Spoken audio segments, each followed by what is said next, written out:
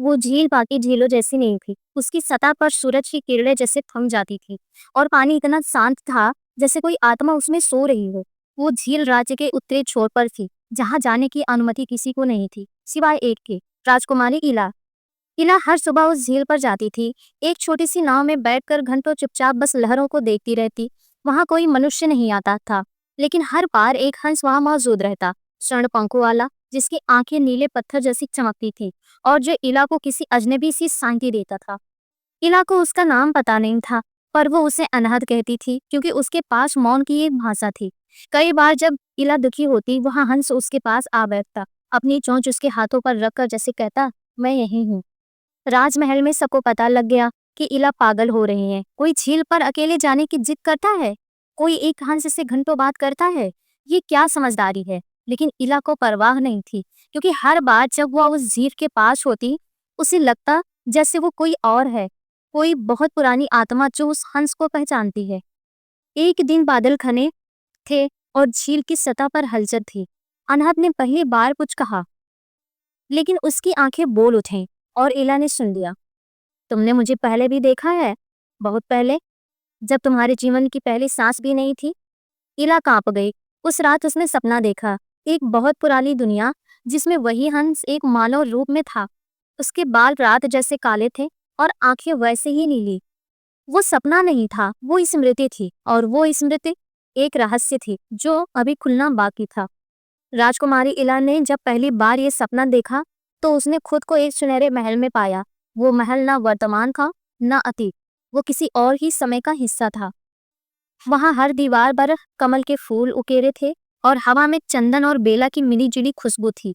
महल के बीचों बीच एक दिव्य दरार था, जहां सब कुछ धीमी, शांत और अपार्थिव था।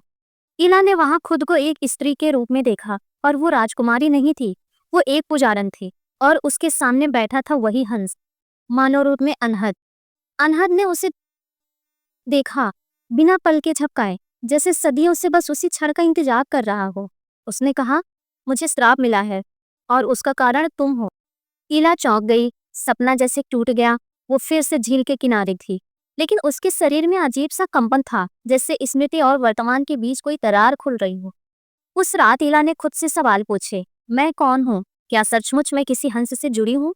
क्या मेरे अंदर किसी और युग की आत्मा है? और उसी रात उसने पहली बार अपने महल की सबसे पुरानी ग्रंथशाला में कदम रखा। वहाँ कई ऐसे ग्रंथ थे जो अब पढ़े नहीं जाते थे। पुराने ब्रह्म लिपि में, जिसमें प्रेम, श्राप और पुनर्जन्म की कहानी। एक ग्रंथ में उसने एक कथा पढ़ी। हंसपुर की रानी आदिशक्ति ने प्रेम किया था एक हंस से, जो गंधर्व लोक से निष्कासित था। दोनों ने वचन दिया था कि जब जब पृथ्वी पर जन्म लेंगे, एक दूसरे को पहचानेंगे। पर एक श्राप ने इस प्रेम को मोड़ दिया कि अगला जन्म उनका अंतिम होगा, और अगर वह भी नहीं मिला हुआ, तो दोनों की आत्माएं जल में कैद हो जाएंगी, अमर गोकर्मी अधूरी रह जाएंगी। इला ने उस हंसपुर का नक्शा देखा, और वह नक्शा उसकी अपनी झील से मेल खाता था। अब सब अस्पष्ट था। इला वही रानी थी, और अनहद वही हंस, वही गंधर्व, जो अब तक उसके लिए झील में कैद था। इस रहस्य को जानकर इला कांप गई। उसने सब कुछ छोड़ने का निर्णय ले लिया। अब ना महल का डर था, ना समाज की सोच। उसने तय किया, अगर मुझे दोबारा जन्म मिला है, तो इस बार मैं उसे अधूरा नहीं रहने दूंगी। अगली सुबह वो झील गई, हाथ में एक कमल लिए और मन में एक व्रत लिए। अनहद पहले से वहां था, वो आज शांत नहीं था, उसकी आंखों में वेदना थी। तुम सब कुछ जान गए? ये शब्द बिना कहे भी इला के कानों में गूंज गए। हाँ, इला ने कहा, और सब कुछ मैं तुम्हें मुक्त करने आई हूँ। झील की लहरें धीरे धीरे तेज होने लगी, और फिर अनहद ने अपने पंख फैला दिए, जैसे आत्मा विदा ले रही हो। अगर इस बार भी कोई बाधा आई, तो मैं अगला जन्म नहीं मांगूंगा। उसका स्वर बहुत शांत था। तो इस बार मैं तुम्हारे साथ झील में उतरूंगा, इला ने उत्तर दिया। और फिर दोनों ने साथ में उस झील में कदम रखा। झील में उन्हें ढक लिया, और समय ने वही किया जो सदियों से टाल रहा था। झील की सतह पर जैसे वक्त ठहर गया था। इला और अनहद ने जैसे ही साथ साथ पानी में कदम रखा, एक पल को सब कुछ शून्य हो गया। ना हवा थी, ना हलचल, ना पत्तियों की सरसराहट, सिर्फ मौन, इतना गहरा कि उसकी ध्वनि भी सुनाई देती थी। इला की आंखें बंद थी, और अनहद का शरीर धीरे धीरे स्वर्ण रोशनी में बदलने लगा। वो अब हंस नहीं था, ना गंधर्व, वो अब शुद्ध ऊर्जा बन गया था, प्रेम की, प्रतीक्षा की और अधूरे वादों की। इला ने महसूस किया कि झील की तलहटी में कोई खींच रहा है, जैसे कोई द्वार खुल रहा हो। और जब उसने आंखें खोली, वो दोनों झील के नीचे एक नगरी में थे। लेकिन ये नगरी जल से नहीं बनी थी, वो स्मृतियों से बनी थी। वहां सब कुछ पारदर्शी था, फिर भी ठोस रंग थे, प्रकाश से बने हुए। अनाहत अब इंसान के रूप में था, वही रूप जो इला ने अपने स्वप्न में देखा था। ये कहाँ है हम? इला ने धीरे से पूछा।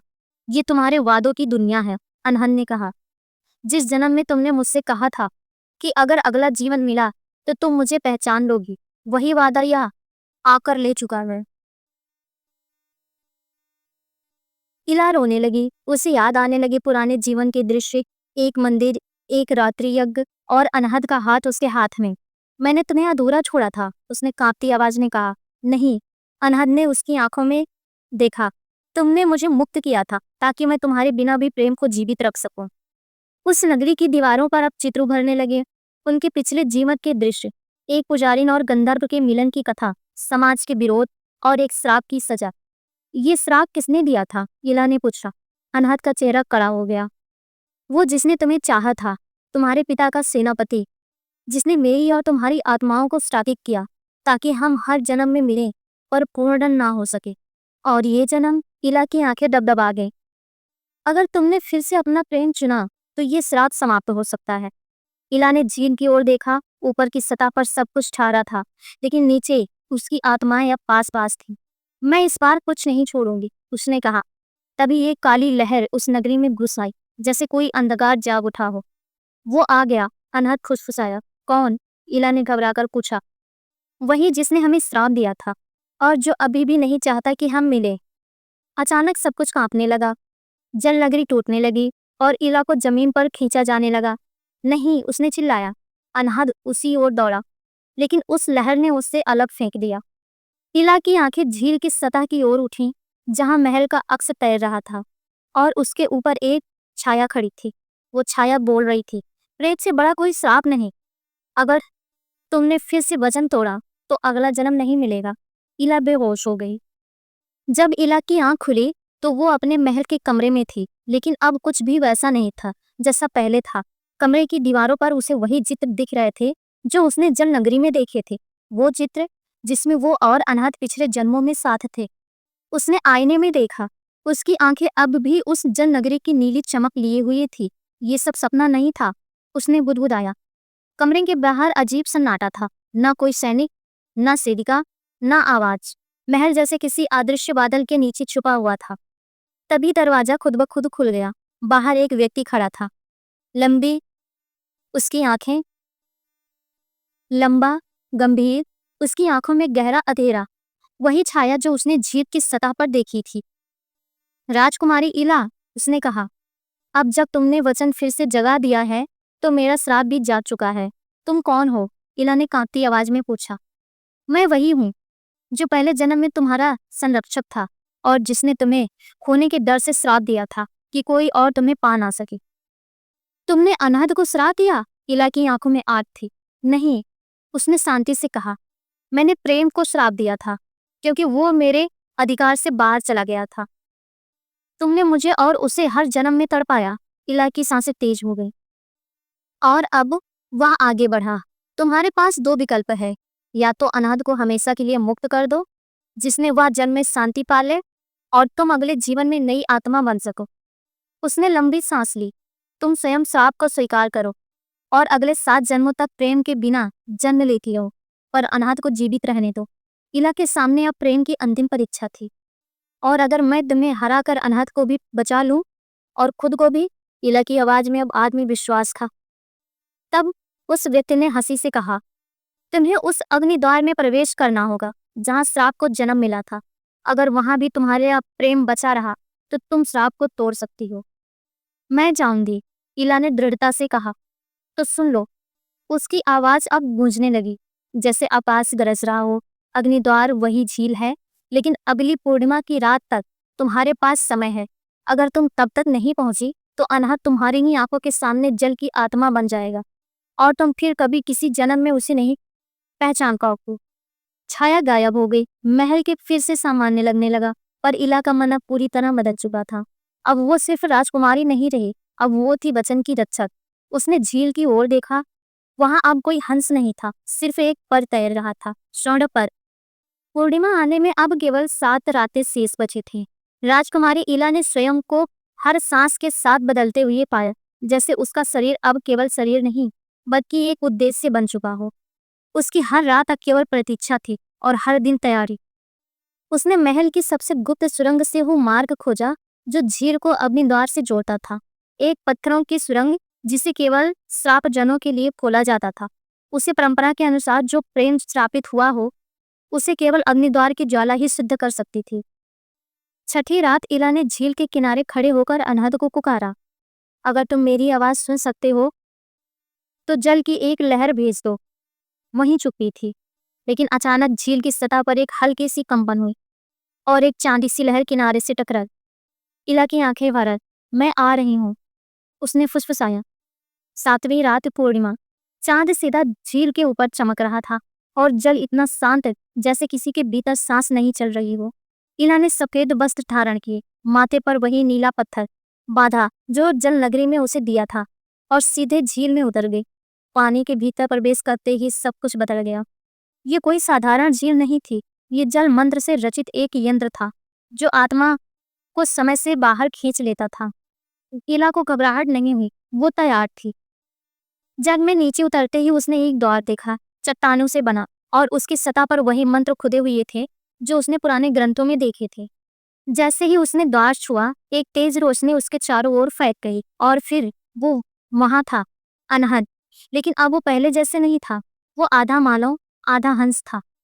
उसकी पीठ पर पंख और आंखों में गहराई का सागर। वो किसी देवता जैसे दिख रहा था, लेकिन थका हुआ। तुम आ गई। उसकी आवाज अभी भी मौन थी, पर इला के भीतर गूंज रही थी।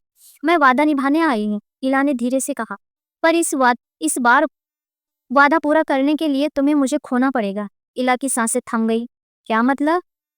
इस अग्निद्वार को पार करने के लिए एक आत्मा को पूर्ण त्याग करना होगा। या तो मैं जल में समा जाऊं और तुम मुक्त रहो, या तुम मेरी आत्मा को ग्रहण करो और फिर हम एक हों, लेकिन शरीरों के बिना। तब क्या हम मर जाएंगे?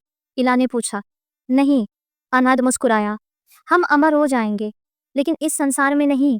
हम जल, वायु और प्रकाश के रूप में बचे रहेंगे, हर प्रेम में, हर इंतजार में, हर टूटे वादे में। इला चुप रही। फिर उसने अनहद की आंखों में देखा और कहा, मैं तुम्हें एक बार फिर नहीं खो सकती। अगर इस जीवन में भी साथ नहीं हुए, तो फिर अगले किसी जीवन का क्या भरोसा। और वह आगे बढ़। अग्निद्वार खुला और दोनों साथ में उसमें प्रवेश कर गए। एक पल को तेज प्रकाश हुआ, फिर झील की सतह पर सिर्फ चुप्पी रह गई। झील अब वैसे नहीं था। अब वहां कोई हंस नहीं था, ना राजकुमारी, बस एक धीमी सी लहर जो हर पूर्णिमा की रात चांद को छूने जाती थी और लौटते हुए किनारों पर 2 चांद जैसे पंख छोड़ जाती थी। झील की सतह अब एक दर्पण बन चुकी थी, बस एक धीमी लहर जो हर पूर्णिमा को आकर 2 पंख छोड़ जाती थी, एक स्वर्ण और एक चांदी का। राजमहल में अब सब सामान्य था। किसी को नहीं पता था राजकुमारी इला कहाँ चली गई। राज्य ने मान लिया कि उसे कोई वन देवता उठा ले गया। कुछ ने कहा झील में डूब गई, और कुछ ने उसे बस एक कहानी मान लिया। लेकिन हर पूर्णिमा की रात महल के सबसे ऊंचे टीले पर एक कन्या प्रकट होती, सफेद वस्त्रों में, नीली आंखों के साथ, और झील की ओर देखती रहती थी जब तक कि चांद झील को छू न ले। उसके बाद वो गायब हो जाती। लोगों ने उसे जलपरी आत्मा नाम दिया। कहा कि वो प्रेम की देवी है, जो उन प्रेमियों को आशीर्वाद देती हैं जो सच्चे हों और अधूरे। सालों बीत गए, सदियां बीत गई, लेकिन एक दिन एक अनाथ बालक जो बोल नहीं सकता था, उसे उसी झील के किनारे पाया गया। उसके गले में एक नीला पत्थर टंगा था और उसकी हथेलियों पर 2 निशान थे, एक हंस का और एक कमल का। जब उसने पहली बार झील को देखा, उसकी आंखों में आंसू आ गए और झील की सतह से 2 पंख उठे और उसकी हथेली पर आ गिरे। वो मुस्कुराया, क्योंकि वो जानता था कि वो कोई साधारण बालक नहीं है। वो अनहद था और उसके भीतर जो आत्मा थी वो इला की थी। इस बार उन्हें जन्म से ही साथ मिला था। अब उन्हें कोई श्राप नहीं रोक सकता था, ना कोई अग्निद्वार, ना झील, ना मृत्यु। अब वे दोनों एक ही शरीर में थे, प्रेम और आत्मा के रूप में। और झील अब सिर्फ पानी नहीं थी, वो अब उनकी स्मृति, उनका द्वार और उनकी शक्ति बन चुकी थी। अब जब भी कोई टूटा प्रेमी झील के किनारे आता, झील लहरों में उनकी कहानियां गुनगुनाता, अगर प्रेम सच्चा हो तो जन्म भी रुक सकते हैं, अगर आत्मा पुकारे तो हंस भी राजकुमार बन जाता है।